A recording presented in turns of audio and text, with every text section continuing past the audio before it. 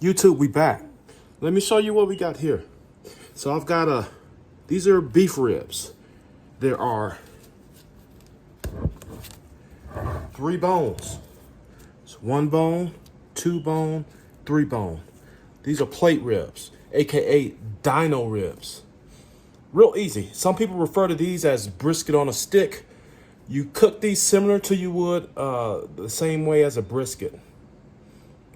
All right, here's what we're gonna do. I've spent the last probably like 5-10 minutes.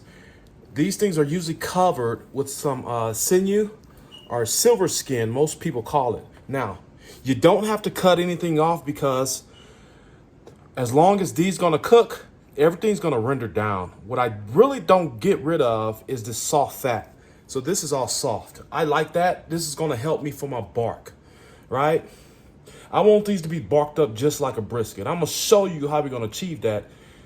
Stay tuned and follow along with me. Again, it's real easy to do. This is going on we're gonna burn an all wood fire for this. All right, so the first thing we do, I've shaved all that silver skin off. We're gonna flip it around. Let me show you why I chose these. I like the thickness. Look at that thickness. This end will be the end that's towards the fire. I like that thickness. I also like the fat content on here. So, as you guys have heard me say before, we're going to dress up the presentation side last. I've went ahead, so on beef ribs, unlike pork ribs, we don't take off this back membrane. If you do, chances are you're gonna lose bones and your ribs are gonna fall apart throughout the cooking process. Now, I've hatched this already. You can see them. Some people don't season the back. I am gonna season the back. Now, typically you ain't gonna eat this, but you will eat everything else that's on the front of that bone. Now, what we have here, I've got a slather, this is called, but it's a combination of mustard and pickle juice from some of the homemade pickles that I made. All right, so we're gonna take it. This is gonna act as our slather, AKA binder. Now, will you be able to taste it? More than likely not, but I find that on my beef ribs, I like the combination of mustard and pickle juice. It's you don't really find this anywhere else except Texas, right? Not the beef ribs, but this combination of mustard and pickle juice. I am getting the edges. This is a binder. These ribs were a bit moist, so I did not need a binder. I'm in the habit of every time I do beef ribs, I want some added protection because as long as these ribs are cooking, a lot of this flavoring is gonna fall off. So we're gonna go in. It's gonna fall off. So now I'm not gonna go super crazy on the back, but for presentation's sake, to make sure we got even seasoning all around, we're gonna season the back. I got me some Morton's kosher salt. You don't have to go too heavy on the back. Besides, on the front, the presentation side is where I'm trying to get my bark established. And I'll show you how I do that. All right, we're gonna pat it in. It's all the salt we need on that side. Now we go black pepper. And then again, real light coat. Real light.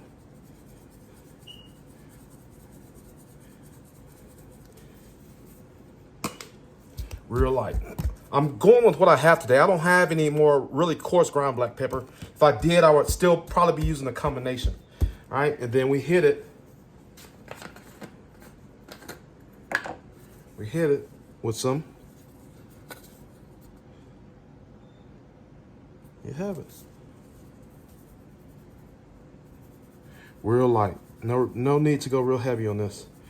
Now you'll see it's a different case when I get the front side. This smells good already. All right, now here's what we're gonna do. We still gotta get the edges and we still gotta get that front side. So you flip it over, that binder, see nothing's falling? Nothing's falling. That's what that binder does. Now, we're on the front side. We're gonna get some more of that binder on. Again, mustard, pickle juice. Real simple. So these are some of the herbs that I made in that pickle juice brine. I don't want that on there, they'll burn. So now we're gonna rub this in till it's nice and tight.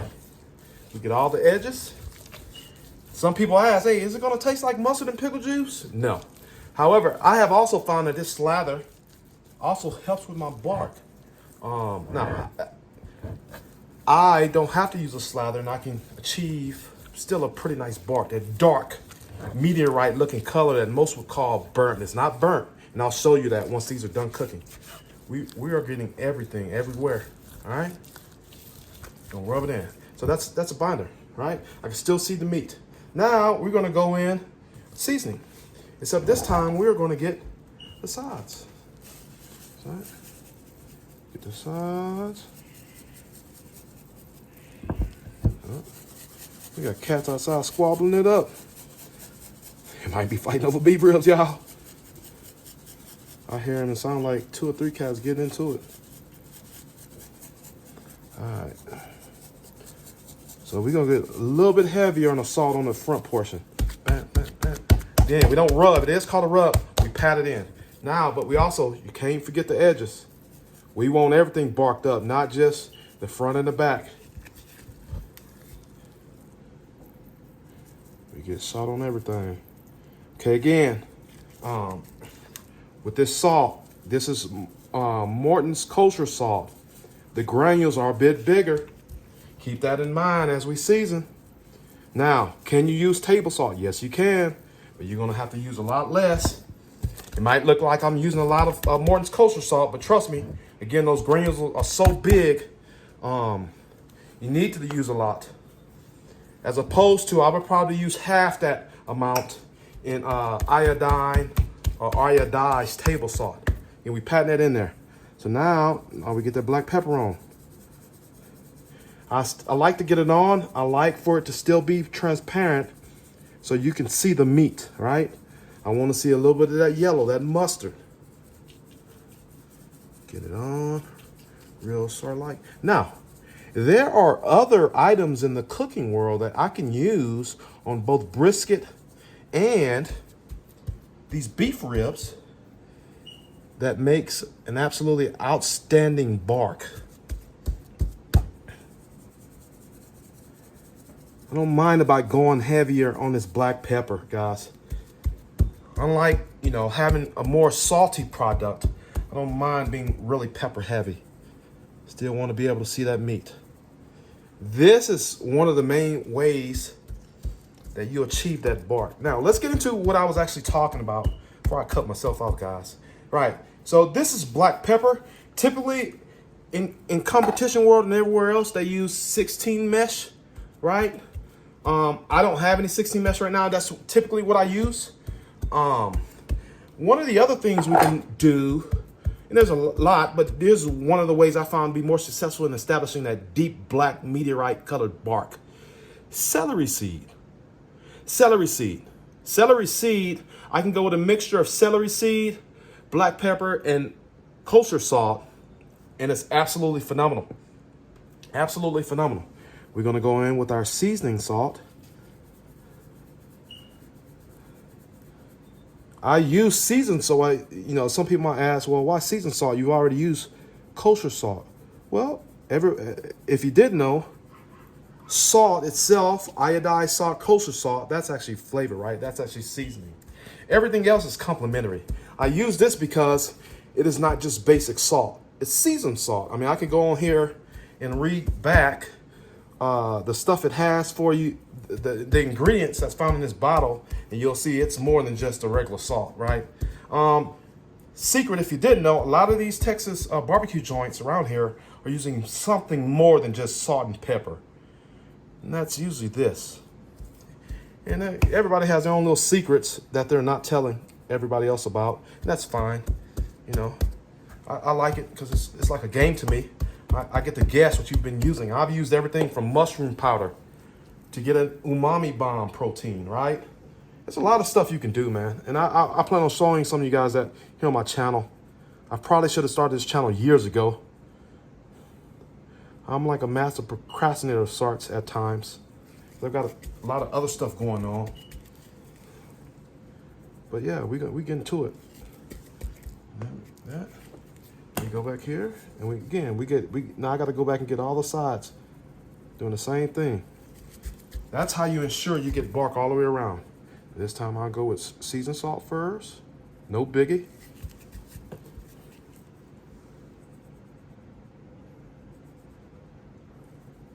And yeah, that celery seed, The celery seed kosher salt,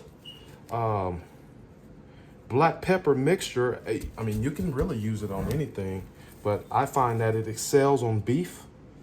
It excels on pork. I've done pork butts that way as well. And yeah, we're just about finished with this. Now, what am I gonna do with this? This is not going on the pit right now, right? This is gonna sit in the fridge for 24 hours. Another addition to establishing that bark. This is gonna sit in my fridge for 24 hours. And then when I am ready, I'm gonna get up in the morning, probably earlier than normal. I'm gonna start me, this we will be using post oak. I got me a shipment of post oak in, guys. And I'm gonna show you oak with the combination of this black pepper and this kosher salt. It does something special. Now, you gotta have patience. You gotta have time. You gotta have kindness in your heart and love. And I promise you, you'll be rewarded with something extra special. So what's happening here? You see, we got a bit of moisture on the top of this, and I'm absolutely excited about how these ribs are gonna come out. So this is how you establish that bark, right? I didn't do much here, guys. This is gonna sit out on my counter probably for the next 30 minutes to an hour. I've got a baking rack over a cookie sheet. This is gonna go onto, and this is gonna go into my fridge for the next day. I'll get up in the morning and I'll get a fire started. You'll be with me, no worries. But again, I'm almost positive that not everywhere offers these. I know when I was in the military, I couldn't find these everywhere. Being on the East Coast, of course you can find pork. East Coast is really pork heavy. But now here where I'm at, I have times I can't find these, but for the most part, year round, I can find beef ribs, pork ribs, baby back. I can find the beef fingerling ribs. But let me show you how to make these absolutely delicious.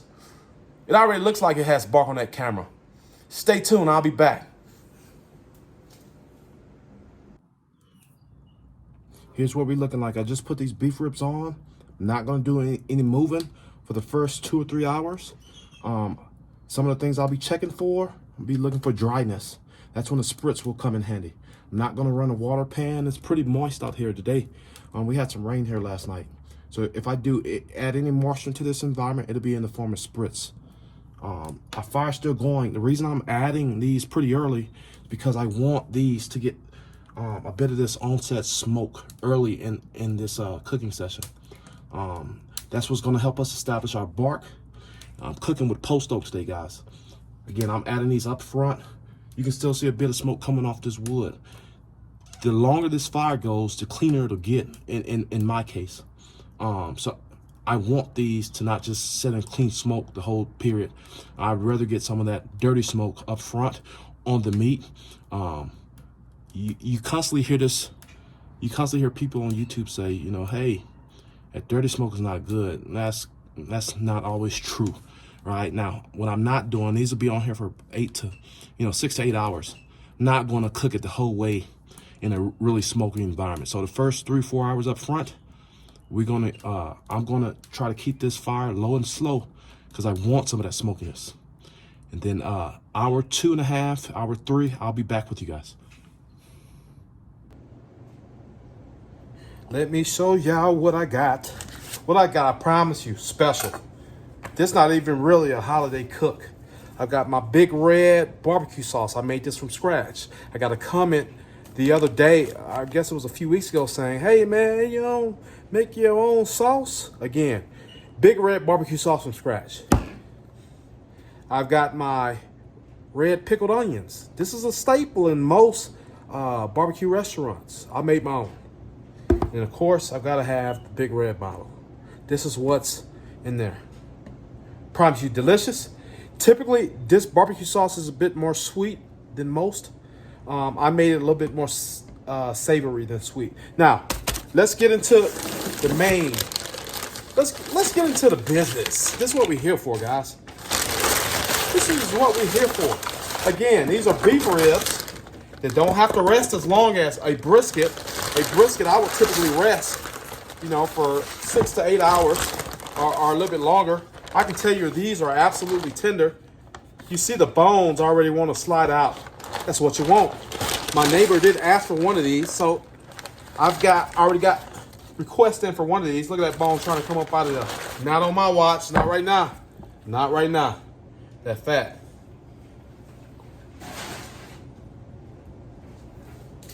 All right, let me show you how we're gonna put this together. So, look, that bone already coming up out of there.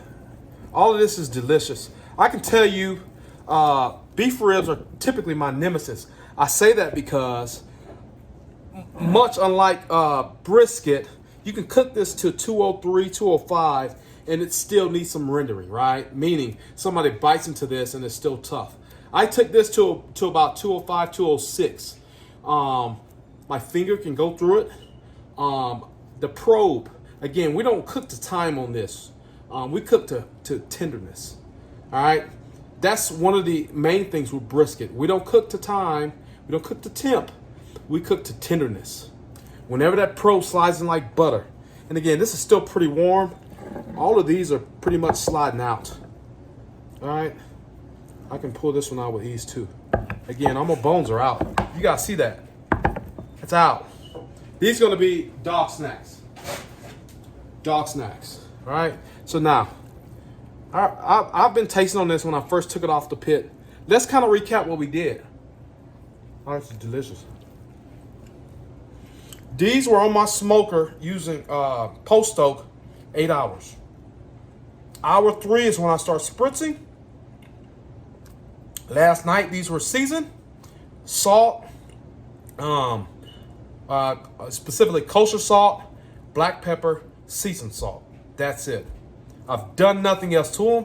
They stayed in my fridge last night. That assisted in getting this bark. You see that bark is not rubbing off. That bark is on there and solidified. That's what you want. There are pockets of fat where the bark is a bit softer than others, but this is what you want. That color lets me know that I wrapped at the right time. Typically, we're looking for 165 to 170, 175 to wrap. Some people wrap a bit higher. So now, after the 8.5, right at 9 hours, these were pulled off. I rewrapped them using some old solidified olive oil that I had from a previous cook to make sure that they stayed juicy. That is the rest. Other than that, we're going to get into it. Let's go ahead and cut these and see what we're talking about. So the bones are off, so I can cut these as big or as small as I see fit. I don't want to mess up my bark. That's in there. Yes, sir. Let's see what we got. There's no need for me to take this whole thing. But ooh, look at that smoke ring. It's tender. I can tell you that it's tender. So here's how we're gonna finish this video off. I like this end. I know some of this end is a bit harder than the other stuff, but it has softened up. That's why I didn't have any beef tallow. If I had beef tallow, I would have used that instead of that solidified olive oil that I had from a previous cook. So this is how we're gonna get into this. So I've got my pickled red onions. We're gonna get that on the board. Typically, this is kind of how this will be served to you. So I got my red pickled onions. So first, I'm gonna taste this without any sauce on it. You guys see it, man. Come on, let me cut a piece. Ooh, it's like butter. You see it, come on now. You see that? It's falling apart, it's tender. Again, they call this brisket on a stick. I'll put all the sticks out, so again, this will just be beef ribs. Let's see what we got.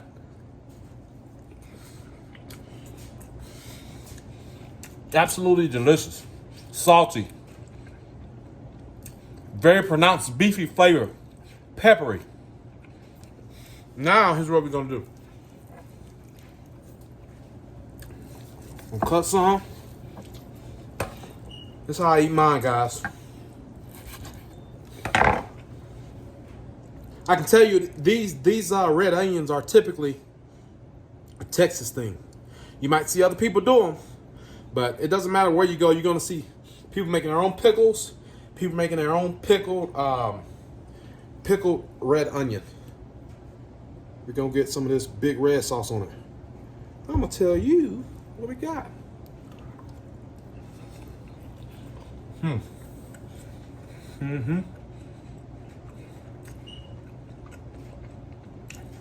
The sauce is delicious. I still get a little bit of saltiness, the pepperiness, that fat.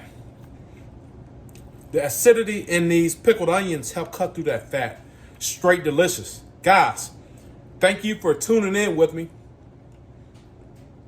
Give these a try. I probably could have cooked these a bit faster on my Weber kettle. I didn't want faster. Low and slow is the best. That's how we build this bark. Again, brisket on a stick. Give it a try. Let me know what you think down in the comments. Until the next video, thank you for tuning in.